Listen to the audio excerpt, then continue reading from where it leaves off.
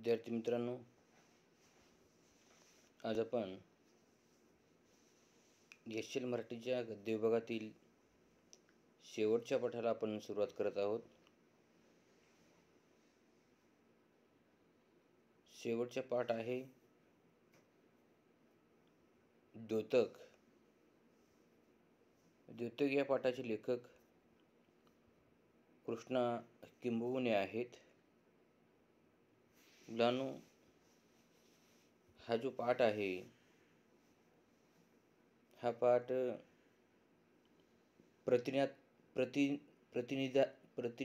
प्रतिनिधिनात्मक स्वरूपाचा आहे.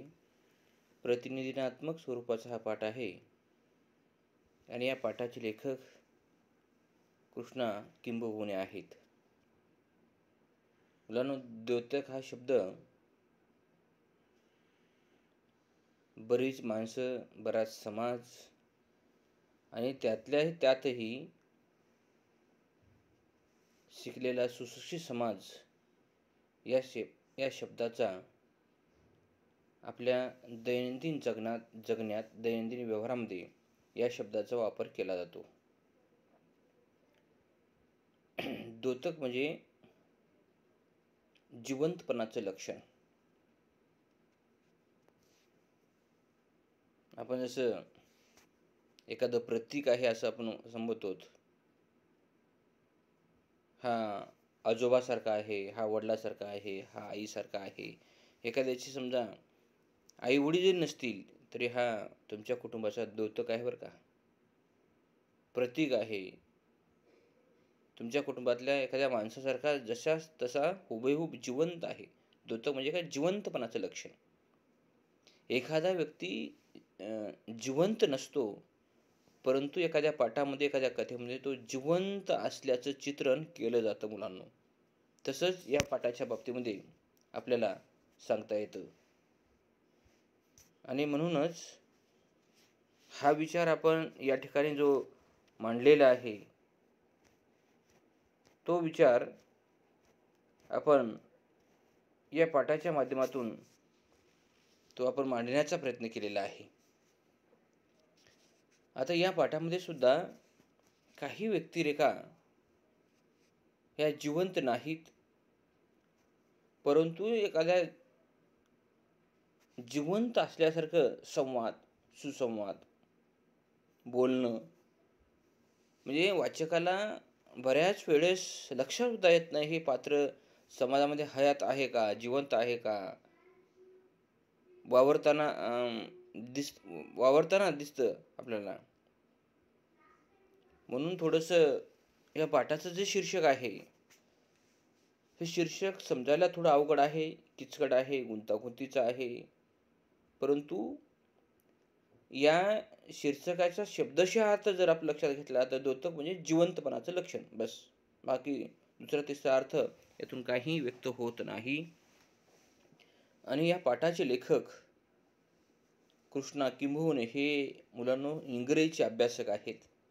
पहा, आपण मराठीचे अभ्यासक असून सुद्धा, मराठीचे अभ्यासक, मराठीचे वाचक असून सुद्धा आपण मराठी भाषेकडे, मराठी वाङ्मयाकडे थोडं सुद्धा फिरकून पाहत नाही, ढुंकून पाहत नाही मुलांनो.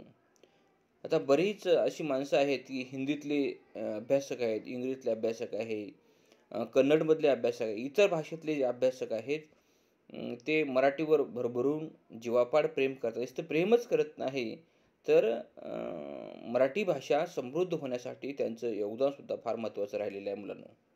आपल्याला अनेक नावं सांगता येतील मुलांनो. अनेक नावापैकी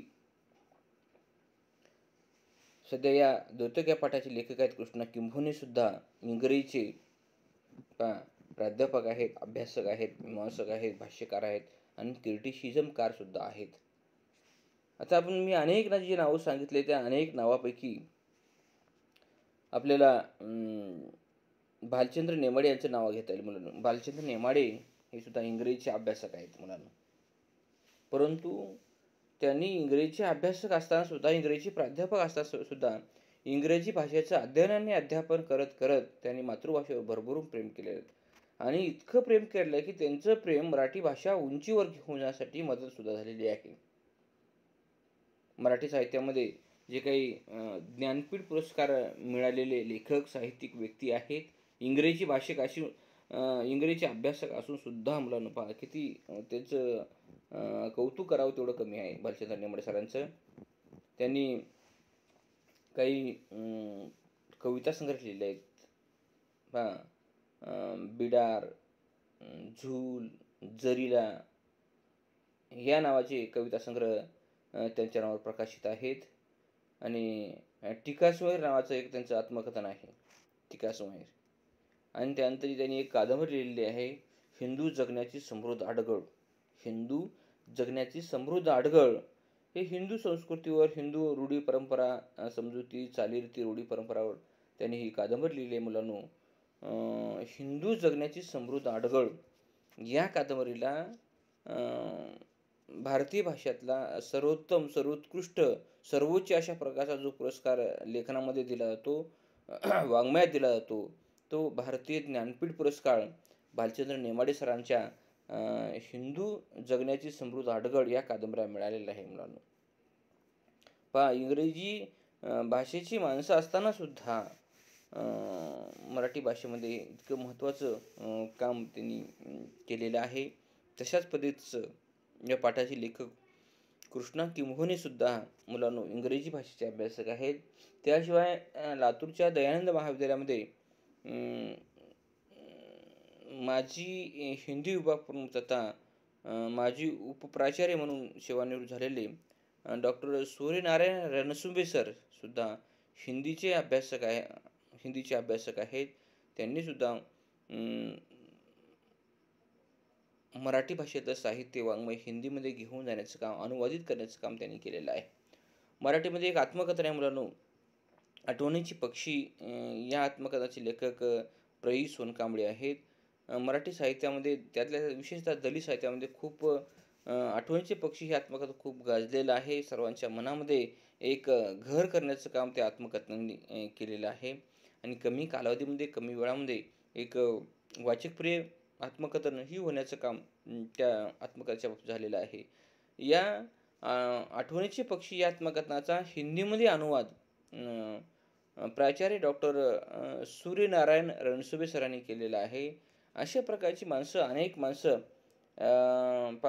मराठी भाषेला हिंदीमध्ये घेऊन जाण्याचं काम, मराठी भाषा राष्ट्रीय स्तरावर घेऊन जाण्याचं काम ही माणसं करत आहेत. आणि त्यातही भालचंद्र नेमाडे सरांच्या माध्यमातून त्यांनी मराठी भाषेलाच हिंदू जगण्याची समृद्ध आडगळ ही कादंबरी त्यांनी मराठी भाषेमध्ये लिहिलेली आहे. आणि या मराठी भाषेत लिहिलेल्या कादंबरीला भारतीय स्तरावरचा ज्ञानपीठ पुरस्कार मिळालेला आहे. हे अशा प्रकारची माणसं मराठी साहित्यामध्ये काम करत आहेत. म्हणूनच भाषा ही जिवंत आहे, सचेतन आहे, याचा विचार आपण करणं गरजेचं आहे मुलांनो. या पाठाचे जे लेखक आहेत त्यांचं पूर्ण नाव आहे कृष्णा रवींद्र किंभोने. मुलांनो, कृष्णा रवींद्र किंभोने, कृष्णा किंभोने हे रवींद्र किंभोने यांचे चिरंजीव आहे मुलं. कृष्णा किंभोने हे रवींद्र किंभोने यांचे चिरंजीव आहेत मुलांनो. रवींद्र किंभोने हे मराठीमध्ये कथाकार आहेत, कादंबरीकार आहेत. एक महत्त्वाचे साहित्यिक म्हणून त्यांचा परिचय आपल्याला करून घेता येतो मुलांनो. अतिशय महत्त्वाचे मराठी साहित्यामध्ये जी माणसं अतिशय चांगली कथा, चांगली कादंबरी मराठी साहित्याला, वाङ्मयाला देण्याचं काम केलेले आहे, त्यामध्ये रवींद्र किंभोने यांचं आपल्याला आवर्जून नाव घ्यावं लागेल. रवींद्र किंभोने हे सध्या मराठी साहित्यामध्ये जे माणसं चांगलं लेखन करतात, जी माणसं चांगली कथा, कादंबरी, नाटक, कविता, सर्व वाङ्मय प्रकार लिहितात, सर्व वाङ्मय प्रकारला जन्म देण्याचं काम करतात, अशा लोकांचं कौतुक, अशा लोकांचं प्रशंसा, अशा लोकांचा मान सन्मान करण्याचं काम एक साहित्य अकादमी नावाची संस्था काम करते. आणि या साहित्य अकादमीच्या संस्थेवर सचिव म्हणून ते सध्या काम करत आहेत. अशा प्रकारे कृष्णा किंभोने यांना कौटुंबिक पार्श्वभूमी, कौटुंबिक वारसा एक खूप चांगला लाभलेला आहे. वडील सुद्धा इंग्रजीचे प्राध्यापक आहेत. विशेषतः मुलांना रवींद्र किंभोने इंग्रजीचे प्राध्यापक आहेत, परंतु अधिकच योगदान ते इंग्रजी भाषेमध्ये देतात ते मराठी भाषेमध्ये दिलेले आहेत. आणि त्यांचाच वारसा त्यांचे चिरंजीव कृष्णा किंभोने हे अतिशय चांगल्या पद्धतीने उत्तम पद्धतीने काम करत आहेत मुलांना. अशा प्रकारे कृष्णा रवींद्र किंभोने यांची ओळख आपल्याला देता येते. त्यांचा जन्म 1977 झालेला आहे मुलांनो. पहा, कृष्णा किंभोने सरांचा जन्म फार काही याचाच अर्थ कृष्णा किंभोने हे नव्या पिढीतले लेखक, नव्या पिढीतले अभ्यासक आहेत हे आपल्याला त्यांच्या जन्मतारखेहून प्रकर्षाने जाणवतं मुलांनो. कृष्णा किंभोने फार स्वातंत्र्यपूर्व किंवा स्वातंत्र्य समकाळातील लेखक व्यक्ती नाहीत, तर अगदी अलीकडच्या काळामध्ये कृष्णा किंभोने सरांचा जन्म झालेला आहे. परंतु घरामध्ये, कुटुंबामध्ये चांगलं वाचनाचं, लेखनाचं, वाङ्मयाचं वातावरण असल्यामुळे त्यांच्यामध्येही त्याचे बीज हे सहजपणे आलेली आहेत. आणि त्या बीजाचे त्याने साहित्य, कथाच्या माध्यमातून साहित्यामध्ये पेरण्याचं काम करत आहेत मुलांनो. आता आपल्याला माहीत आहे, इंग्रजीचे प्राध्यापक, इंग्रजीचे अभ्यासक म्हटल्यानंतर त्यांचं वाचन, त्यांचं लेखन, त्यांचं चिंतन हे, कारण इंग्रजी भाषा ही आपल्या मराठी भाषेसारखी मातृभाषा नाही, तर ही इंग्रजी भाषा ही अगदी जागतिक स्तरावरची भाषा आहे. आंतरराष्ट्रीय स्तरावरची भाषा म्हणजे इंग्रजी भाषा आहे.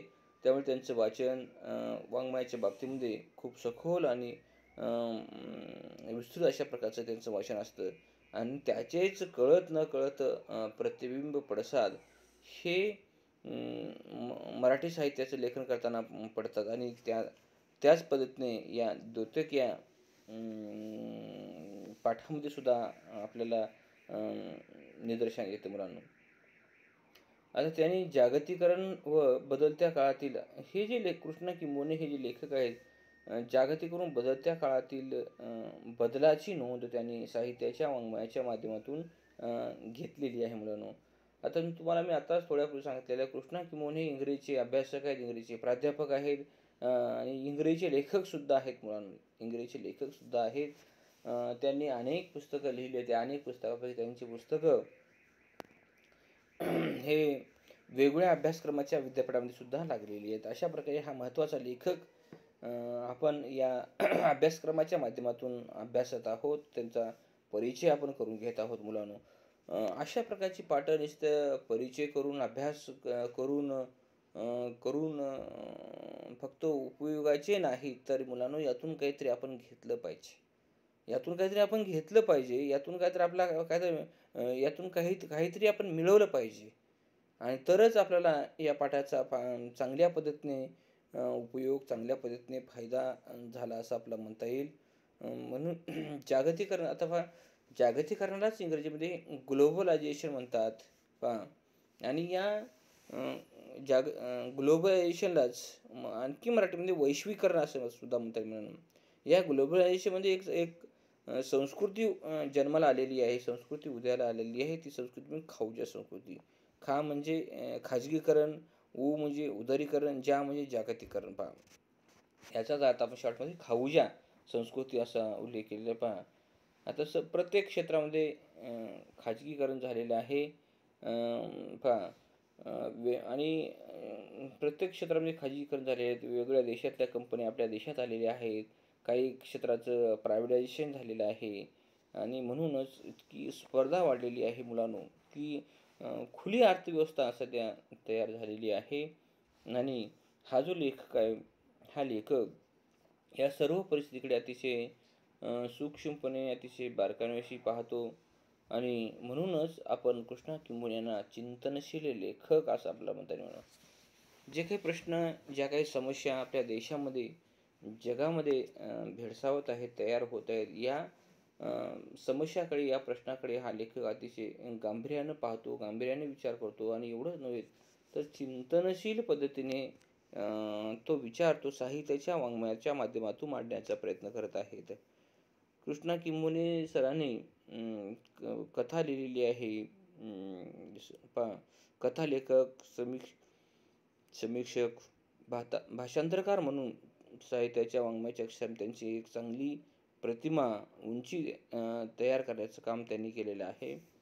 मुलांनो, आता मराठीचं साहित्य ते इंग्रजीमध्ये ट्रान्सलेट, इंग्रजीमध्ये अनुवादित, इंग्रजीमध्ये भाषांतर जर केलं तर आणखी मराठी साहित्याला एक चांगला वाचक वर्ग मिळू शकतो आणि आपल्या मराठी भाषेची जागतिक स्तरावर, राष्ट्रीय स्तरावर आणखी ओळख होऊ शकते. मुलांनो, आपलं साहित्य, आपलं वाङ्मय आपल्याच भाषेमध्ये बंदिस्त न करता आपल्याच भाषेच्या चौकटीत न ठेवता आपल्या भाषेची जी मर्यादा आहे ती मर्यादा ओलांडून, ती चौकट भेदून, ती चौकट तोडून जर आपलं साहित्य जर त्या चौकटीच्या बाहेर जर गेलं तर अधिक साहित्य श्रीमंत, सशक्त, अधिकचा वाचक वर्ग मिळण्यास वाव असतो आणि सर्व स्तरामध्ये आपल्या भाषेची ओळखसुद्धा निर्माण होते. अशा पद्धतीनं माणसं राष्ट्रीय जागतिक स्तरावर एक भाषांतरकार मराठी साहित्याचं अनुवाद, मराठी भाषांतर करण्याचं काम करत आहेत. त्यामध्ये कृष्णा किंभोणे सरांचं सुद्धा एक आपल्याला नाव घ्यावं लागेल. मुलांनो, कृष्णा किंभोणे सर मराठी नियतकालिकातून त्यांच्या अनेक कथा प्रकाशित झालेल्या आहेत. मुलांनो, आत्ताच मी सांगितलं, कृष्णा किंभोणे सर हे चिंतनशील लेखक आहेत. कशाही प्रकारचं लेखन, कॉमेडी, विनोदी, हसवणारं, विडंबन अशा प्रकारचं लेखन करणारा हा लेखक नसून हा चिंतनशील लेखक आहे. मराठी साहित्यामध्ये जे काही महत्त्वाचे नियतकालिक प्रकाशित होतात त्या महत्त्वाच्या नियतकालिकातून त्यांचं साहित्य, त्यांचं वाङ्मय, विशेषतः त्यांची कथा प्रकाशित होते. आणि याशिवाय कृष्णा किंभोणे सरांची जे काही भाषांतर आहे, अनुवादित लेख आहे, संशोधन आहे, त्यांनी इंग्रजी, हिंदी, उर्दू, मराठी आदी भाषेतून ते भाषांतरित करतात. पहा मुलांनो, आपल्याला फक्त आपली मराठी भाषा सुद्धा चांगल्या पद्धतीनं आपण बोलू शकत नाही, लिहू शकत नाही. कृष्णा किंभोणे सरांसारखी माणसे यांना अनेक भाषेचं ज्ञान अवगत आहे. अनेक भाषा त्यांना लिहिता येतात, बोलता येतात आणि अशा पद्धतीनं हे अष्टपैलू व्यक्तिमत्व आहे असं आपल्याला म्हणायला काही हरकत नाही. त्यांना इंग्रजीत भाषा येतेच. कृष्णा किंभोणे हे मराठी भाषिक आहेत, महाराष्ट्रीयन आहेत, त्यामुळे त्यांची मदर टंग मराठी आहे. मुलांनो, मराठी तर येतेच. त्याशिवाय मुलांनो, आपलं व्यक्तिमत्व सुंदर, सुजलाम सुफलाम, सर्वांगपूर्ण, अष्टपैलू जर आणि बहुआयामी जर व्यक्तिमत्व जर तयार करायचं असेल तर मुलांनो, आपल्या भाषेपेक्षा इतर भाषा चांगल्या पद्धतीने येणं आपल्याला अपेक्षित आहे. परंतु अगोदर आपण आपली जी भाषा आहे, आपली जी मदर टंग आहे, ती भाषा चांगल्या पद्धतीनं आपण त्या भाषेला अवगत करणं गरजेचं आहे. मग इतर भाषेकडे आपण वळा, काही हरकत नाही मुलं. कारण माणूस इतका बहुआयामी तयार होऊ शकतो की एका माणसाला एखाद्या 4-5 भाषा जर येत असतील तर त्या माणसा इतका मोठा श्रीमंत माणूस कोणी असू शकत नाही. वेगवेगळ्या भाषेमध्ये, वेगवेगळ्या वाङ्मयामध्ये वेगवेगळे शब्द, वेगवेगळे शब्दांची डिक्शनरी, वेगवेगळे आयाम, वेगवेगळे पैलू, वेगवेगळे दृष्टिकोन, या सर्व गोष्टी आपल्याला लेखनामध्ये वापरता येतात मुलांना. याशिवाय कृष्णा किंभोणे सिरियन अरबी मर्म अल हसरी सिरियन अरबी मर्म अल हसरी कवयित्रीची भाषांतरे कृष्णा किंभोणे सरांनी केलेली आहेत. पहा मुलांनो, आपण भाषेकडे किती दुर्लक्ष करतो, आपली भाषा किती कमकुवत आहे, आपली भाषा किती पुअर आहे, यावर आपलं लक्षात येईल मुलांनो. आपण आपल्याच भाषेतलं साहित्य, वाङ्मय आपण वाचत नाही. इतके आपण म्हणजे आपल्याला असं म्हणता येईल की आपण आपल्या भाषेकडे चांगल्या पद्धतीने आपण पाहत नाही. मुलांनो, आपण साहित्य, वाङ्मय वाचल्याशिवाय माणसाचं मन समृद्ध होत नाही, श्रीमंत होत नाही, त्यासाठी वाचनाची गरज आहे. म्हणून आपल्यामध्ये एक मन आहे, वाचाल तर वाचाल अशा पद्धतीने आपण वाटचाल करणं गरजेचं आहे. कृष्णा किंभोने सर जे आहेत, मी आताच मगाशी तुम्हाला सांगितलं की हे इंग्रजीचे प्राध्यापक आहेत, अभ्यासक आहेत, संशोधकसुद्धा आहेत मुलांनो. त्यांनी यशवंतराव चव्हाण महाराष्ट्र मुक्त विद्यापीठ हे नाशिकला आहे. नाशिकच्या यशवंतराव चव्हाण महाराष्ट्र मुक्त विद्यापीठामध्ये त्यांनी इंग्रजी चे एक पुस्तक लिहिले आहे. ते पुस्तक सध्या संदर्भ ग्रंथ म्हणून सध्या वापरलं जातं. इंग्रजी व्याकरणाचे पाठ्यपुस्तकाचं लेखन यशवंतराव चव्हाण महाराष्ट्र मुक्त विद्यापीठाच्या अभ्यासक्रमामध्ये इंग्रजी व्याकरणाचे पाठ्यपुस्तक लिहिण्याचं काम त्यांनी केलेलं आहे. मुलं त्यांच्या नावावर सध्या एकच कथासंग्रह आहे. त्या कथासंग्रहाचं नाव आहे प्रथम पुरुष आणि भूमिती. मुलांनो, कृष्णा किंभोने हे मराठीचे प्राध्यापक असल्यामुळे कृष्णा किंभोने सरळ सरळ लिहिणं, सरळ सरळ बोलणं, सरळ सरळ मांडणं हे त्यांच्या बाबतीत आपल्याला सांगता येणार नाही. कृष्णा किंभोने हे अलौकिक व्यक्तिमत्व आहे, प्रतिभासंपन्न अशा प्रकारचं व्यक्तिमत्व आहे.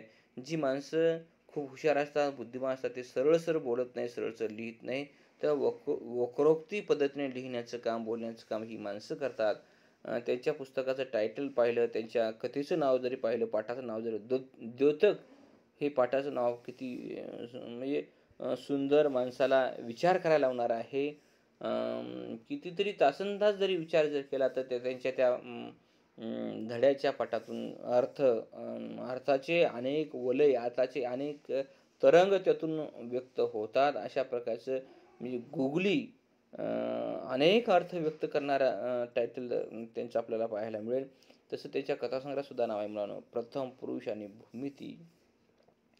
आपण सर्वांनीच भूमितीचा आपण अभ्यास केलेला आहे. भूमिती किती सोपी असते, किती सहज असते, का अवघड असते, का कठीण असते, का गुंतागुंतीची असते. भूमितीसारख्या विषयाचा अभ्यास करत असताना आपल्या मेंदूचे धागे किती विस्कटून जातात. अशा किती गुंतागुंतीच्या आपल्या प्रक्रिया आपल्या मनामध्ये, आपल्या डोक्यामध्ये तयार होतात. तरीही भूमिती या विषयाच्या प्रश्नाची उकल आपण करू शकत नाही. इतका गहन, इतका कठीण, इतका गंभीर आणि इतका चिंतनशील विषय जर कोणता असेल तर हा भूमिती आहे मुलांनो. बघा, त्यांच्या कृष्णा किंभोने सरांच्या पुस्तकाचं नाव, कथासंग्रहाचं नाव प्रथम पुरुष आणि भूमिती आहे मुलांनो. याचाच अर्थ मुलांनो, कृष्णा किंभोने हे लेखक हे प्रयोगशील आहेत. त्यांच्याकडे अनेक भाषा अवगत आहे, त्यांना येतात, नुसतं येतात नाही, नुसतं बोलताच येत नाही, तर त्याचा उपयोग, त्याचा विनियोग ते साहित्याच्या माध्यमातून, वाङ्मयाच्या माध्यमातून करतात. अशा प्रकारे या लेखकाच्या बाबतीमध्ये आपल्याला प्रयोगशीलता सांगतात. ते यांच्याकडे खूप महत्त्वाची भाषा वैशिष्ट्यसुद्धा आहे. प्रगल्भ अनुभवाची मांडणी करणारा लेखक. मुलांनो, अनुभव तर सर्वांना येत, छोटे मोठे अनुभव सर्वांना येतात, पण मोठ्या अनुभवाचं